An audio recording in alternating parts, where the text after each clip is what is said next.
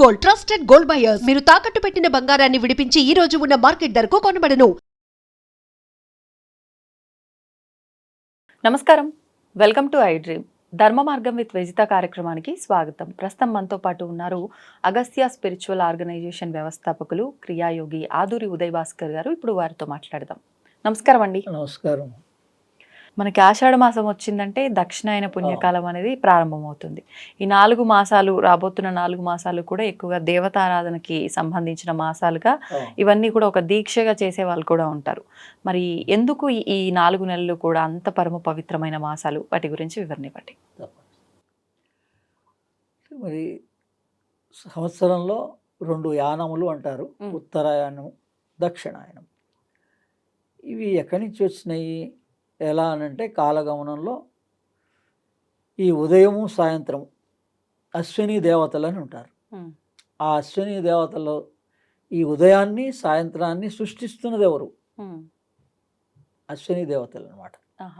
ఆ అశ్విని దేవతలు వ్యక్తావ్యక్త స్వరూపాన్ని, అంటే వ్యక్తంగా ఉన్నదాన్ని అవ్యక్తంలోకి, అవ్యక్తంలో ఉన్నదాన్ని వ్యక్తంలోకి, అంటే రాత్రిని పగలు, పగల్ని రాత్రి.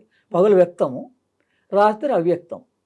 అందుకని ఈ రాత్రిని పగలు, ఈ సంవత్సరము, నెలలు, ఈ కాలగమనం ఇవన్నీ కూడా ఈ అశ్విని దేవతల వల్ల ఏర్పడింది అనమాట. అందులో ఇప్పుడు ఈ ఉత్తరాయణం దక్షిణాయనము బయట మనకి తెలుస్తోంది 6 నెలల పాటు ఉత్తరాయణం ఉంటుంది, 6 నెలలు దక్షిణాయనం ఉంటుంది. ఇది ఆషాఢ మాసం నుంచి 6 నెలల పాటు దక్షిణాయనం ఉంటుంది. అంటే మన దేహంలోకి వచ్చే ప్రతిదీ మన దేహంలోకి అన్వయించుకోగలగాలి అనమాట. మీరు బయట ఏం చూస్తున్నారో లోపల అదే ఉంది. అందుకని వేదం ఏం చెప్తోంది మనకి, అండాండే స పిండాండే. అందుకని వేదం గొప్పదండి, మనకన్నీ మన దగ్గరే ఉంది వేదం అని అనే కన్నా, వేదం గొప్పది అని మనం ఏదో అనుకోండే కన్నా వేదమయమైనటువంటి జీవితాన్ని అనుభవించాలి అని పెద్దలు మనకి ఎకిరాల కృష్ణమాచారి గారు లాంటి వాళ్ళు మహానుభావులు సూచించారు. వేదమయ జీవితం, యోగమయ జీవితం, దాన్నే యోగమయ జీవితం కూడా అంటారు. 2 పేర్లు సమానమే. అంటే భగవద్గీత మనకేం చెప్తోంది ప్రామాణికంగా, యోగమయ జీవితాన్ని యోగయుక్తో భవార్జున అని సందేశం. భగవద్గీత సందేశం ఏంటంటే అనేక మంది వాళ్ళకి ఏం సందేశం శ్రీకృష్ణ పరమాత్మ స్ఫురణ కలిగించాడో వాళ్ళది చెప్తారు. అలాగే ఒకటి మా గురువు గారి ద్వారా నాకు అందినటువంటిది ఏంటంటే యోగయుక్తో భవార్జున. అంటే ఎప్పుడైనా గురువు శిష్యుడు, అడిగేవాళ్ళు శిష్యుడు, చెప్పేవాళ్ళు గురువు. చెప్పేవాడు శ్రీకృష్ణ పరమాత్మ, అడిగేవాడు అర్జునుడు అనమాట. అక్కడ జెండర్ ఏం లేదు. అదే అలా మనకేంటంటే ఈ దక్షిణాయనం మన దేహంలోని కింది భాగం దక్షిణాయనం, హృదయం మధ్యం. ఈ హృదయానికి కింద ఉన్నది దక్షిణాయనం, హృదయానికి పై ఉన్నది ఉత్తరాయణం. అందుకని ప్రతి మానవుడు కూడా తమ జీవితకాలంలో ఈ 2 యానాలని పూర్తి చేయాలి. మనం ప్రస్తుతం ఈ కింద 3 నిమగ్నమైపోయి ఉన్నాం, రాగద్వేషాల్లో, లేదా ఈ మూలాధార స్వాధిష్టాన మణిపురాల్లోనే ఉండేటువంటి ఈ ప్రాబ్లమ్స్లోనే ఇరుక్కుపోయి ఉన్నాం. ఇందు నుంచి బయటపడటలేదు. మనం ఎవరో తెలుసుకోగలిగితే హృదయంలో ఉంటామండి.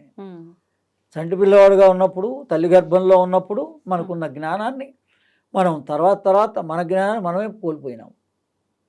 తల్లి గర్భంలో ఉన్నప్పుడు భూత భవిష్యత్ వర్తమాన కాలాలన్నీ ఈ జీవుడికి తెలుస్తాయి. మనం ఇప్పుడు జీవుడు కదా, జీవుడుగానే ఉంటున్నాం, నామరూపాలతో కూడా ఉంటున్నాం. మరి నామరూపాలకే ప్రాధాన్యత ఎక్కువ ఇస్తున్నాం, కానీ మనం రాత్రి అనేటువంటిది ఎందుకు సంభవిస్తోంది ఈ ఉత్తరాయణ దక్షిణాయనం అంటే? అందుకని అది బయట మామూలుగా ఒక కాలంగా చూపించారు 12 నెలల్లో, కానీ దీని జ్ఞానం అంతా ఎక్కడుంది? లోపలే ఉంది. అదే మనం లోపల పగలు వ్యవహారంలో ఉండాలి, నామరూపంతో ఉండాలి. రాత్రి అయ్యేటప్పటికి మనం పేరు తట్టినా కూడా నిద్ర లేవలేడు, గాఢ నిద్రలో ఉంటాడు. అప్పుడు ఏమైపోయింది? నామరూపం కూడా పోయింది, లేదు. ఇంద్రియాలు పడుకున్నాయి, మనస్సు కూడా నిద్రావస్థలోకి వెళ్ళిపోయింది. మరి ఉన్నదేంటి అనేది ఆ స్పృహణ రావటం లేదు మనిషికి. అవేర్నెస్ అంటారు దాన్ని. నిద్రలో ఏం జరుగుతోంది అనేది అవేర్నెస్తో మనం ఉంటే గాఢ నిద్రలో మనం అందరం కూడా భగవంతుడికి దగ్గరగా ఉంటాం. ఈ దక్షిణాయనంలో తొలి ఏకాదశి నుంచి ఆరంభమవుతుంది పండగలు కానీ అన్నీ దీక్షలు కూడా. ఎందుకు? మనం ఒక ఏకాదశి నార్త్ ఇండియాలో సాంప్రదాయం, మనకు కొద్దిగా తక్కువ కానీ వాళ్ళు ఖచ్చితంగా పాటిస్తారు. ప్రతి కుటుంబంలో కూడా ఏకాదశి ప్రతి నెలలో 2 ఏకాదశులు పాటిస్తారు. ఏకాదశి అంటే అర్థం 11. ఓకే. 10 దశ ఇంద్రియాలు, ఈ ఇంద్రియాలు నడుపుతున్నటువంటి మనస్సు. మీ మనస్సు మీకు నియంత్రణలో ఉండడం కోసం ఆ ఏకాదశిని పాటిస్తాం. ఉపవాసము దగ్గరగా ఉన్నది. అంటే దగ్గరగా, వాసం అంటే ఉన్నది. మనలో ఏది దగ్గరగా ఉంది? భగవంతుడే మనకి దగ్గరలో హృదయంలో ఉన్నాడండి. అందుకని దీన్ని తెలుసుకోవడం కోసం మనం బయట ఉపవాసంగా ఓ భక్తిగా ఆచరిస్తాం ఈ కార్యక్రమాలన్నీ కూడా, ఈ దీక్షలన్నీ కూడా. ఈ 4 నెలల దీక్ష సన్యాసాశ్రమం వాళ్ళు అయితే 4 నెలలు పాటిస్తారు. ఇప్పుడు ప్రస్తుతం 2 నెలలు పాటిస్తున్నారు అందరూ. మరి మామూలు వాళ్ళు కనీసం సంవత్సరంలో 15 రోజులో, ఒక నెల రోజులో వీడు కూడా దీక్షగా, మరి ఇప్పుడు అయ్యప్ప దీక్ష అంటే ఒక 21 రోజులో 45 రోజులో ఆచరిస్తున్నారు కదా. అలా మనిషి అనేటువంటి వాడు ఎందుకు దీక్ష వహించాలి? నిన్ను నువ్వు తెలుసుకోవడం కోసం. నీ కష్టం అనేది ఎందుకు నీకే కష్టంగా తోస్తోంది? అందరికీ లేని కష్టం నాకే వచ్చిందండి అని మనం బాధపడతాం. మనకే ఎందుకు వచ్చింది? దాని మీదే ప్రశ్నించుకోండి. కష్టం ఎందుకు వచ్చిందో ప్రశ్నించుకోండి. అనారోగ్యం ఎందుకు వచ్చిందో ప్రశ్నించుకోండి. చివరికి మీ ప్రశ్న ఎక్కడికి వెళ్తుంది? హృదయం దగ్గరికి వెళ్తుంది. నాకే ఎందుకు వచ్చింది? నేనెవరిని? జీవుడిని. జీవుడికి లేవు ఇవన్నీ, మనకే ఉన్నాయి. నామరూపంగా ఉన్న ఈ మనసుకే ఇవన్నీ ఉన్నాయి. లోపల ఉన్నటువంటి జీవుడు ఆత్మతో ఉంటాడు, జీవాత్మ. వాడికి ఏం లేవు.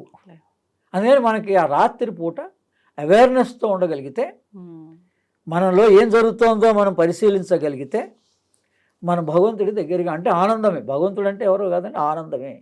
ఆ ఆనందానికి దగ్గరగా ఉంటారు. అంటే ఇంకోటి, ఇది అవస్థలుగా చెప్తారు, 4 అవస్థలుగా.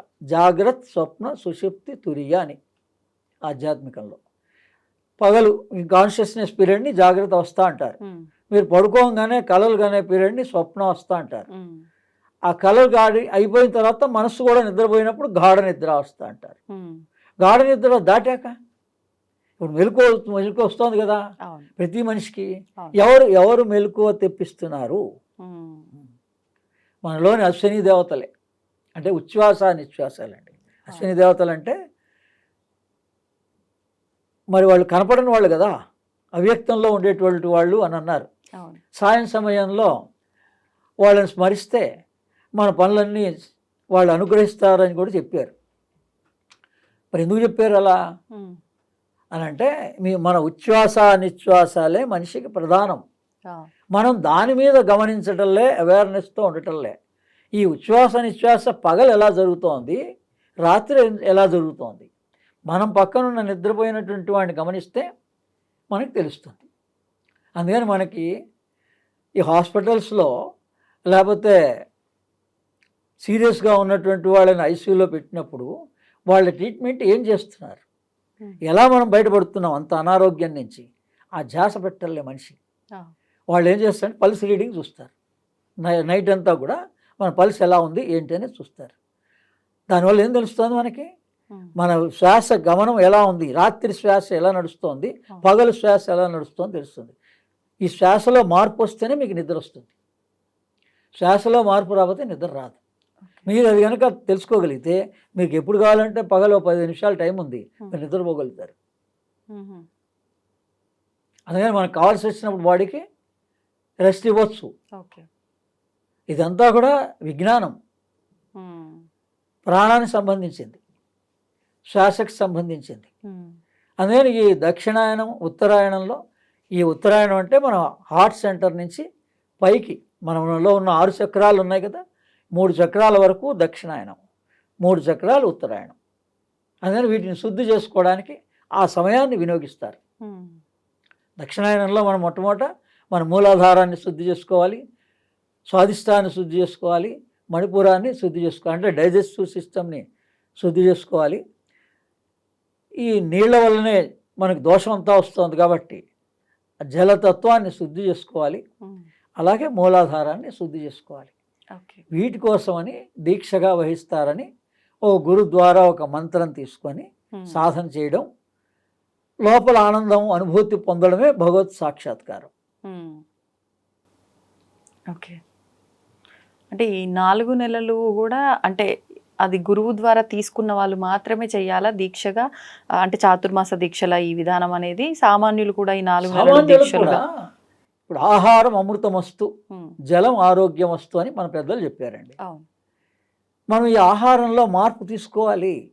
మనకి ఎందుకు అనారోగ్యం వస్తుంది అంటే ఈ వేసవి కాలంలో ఏదైతే పదార్థాలు తీసుకుంటున్నామో ఈజీగా డైజెస్ట్ అయిపోతుందో ఆ వేడికి, సేమ్ అదే పదార్థాలను కంటిన్యూ చేస్తున్నారు వర్షాకాలంలో కూడా. మరి ఆహారంలో మార్పు తెచ్చుకోవటం లేదు. అందుకని ఒక్కసారిగా మనం మార్పు తెచ్చుకోలేమని ఈ నియమాలు పెట్టారు వాళ్ళు. కనీసం నువ్వు ఏదో ఒక దీక్షగా నియమంగా ఉంటే నువ్వు ఈ ఆహార నియమం పాటిస్తావు అని మొట్టమొదట. అలాగే జలం, వర్షాలు వస్తాయి, ఒక్కసారిగా వాటర్ పొల్యూషన్ ఉంటుంది, అందుకని నువ్వు దాన్ని కనీసం వేడి నీళ్ళు తాగు. ఇలా జలం గురించిన నియమాలు పాటిస్తామని చెప్పి ఈ ఆహారము జలమే ప్రధానమైన అంశాలు. ఆ తత్వాలే మనకి మూలాధారంలో ఉన్న తత్వం, స్వాధిష్టానంలో ఉన్న తత్వం, మణిపురంలో ఉన్న తత్వం. ఓకే. వీటిని మనం అనేక విభాగాలుగా శుద్ధి చేసుకోవచ్చు. అందుకని మంత్రము, యోగము, ప్రాణాయామము, యోగాభ్యాసం ద్వారా చేసుకోవచ్చు. ఇలా దీక్షగా మంత్రం తీసుకొని చేసుకోవచ్చు. లేదా మనం స్తోత్రాలని పఠిస్తూ, మనకు అన్ని స్తోత్రాలు ఉన్నాయి. అశ్విని సూక్తం ఉదయం పఠించవచ్చు, అగ్ని సూక్తం సాయంత్రం పఠించవచ్చు. ఈ జల సూక్తం, ఈ 3 మనిషి అనేటువంటి వాడు గురు ద్వారా కానీ మామూలుగా కానీ మనం ఈ భగవంతుని ఎలా స్తుతించాలి అంటే వాళ్ళు అందించారు, ఋషులు అందించారు, వ్యాసుల వారు అందించారు మనకి. ఈ అశ్విని సూక్తాన్ని, అగ్ని సూక్తాన్ని, జల సూక్తాన్ని కనీసం ఈ 3 తెలిసినా కూడా వేసవి కాలం ఉంది, జల సూక్తం పఠిస్తే మనకు ఆ టెంపరేచర్ నుంచి మనం రక్షించబడతాం. అలాగే రాబోయే చలికాలం ఉంది, అగ్ని సూక్తాన్ని పఠిస్తే మనలో ఉన్న అగ్ని మెయింటైన్ అవుతుంది, ఓకే, బ్యాలెన్స్ అవుతుంది. అందుకని ఇది విద్యగా పొందవలసినటువంటి, గురు ద్వారా పొందగలిసినవి. మామూలు చదువుకోవచ్చు, మీరు ప్రాక్టీస్ చేసిన తర్వాత అయినా మీరు చదువుతూ ఉంటే గురువే మీ దగ్గరికి వస్తారు. భగవంతుడు మనకు కావాల్సింది మన దగ్గరికి అందిస్తాడు, నేచర్ అందిస్తుంది. సంతోషం అండి, ధన్యవాదాలు.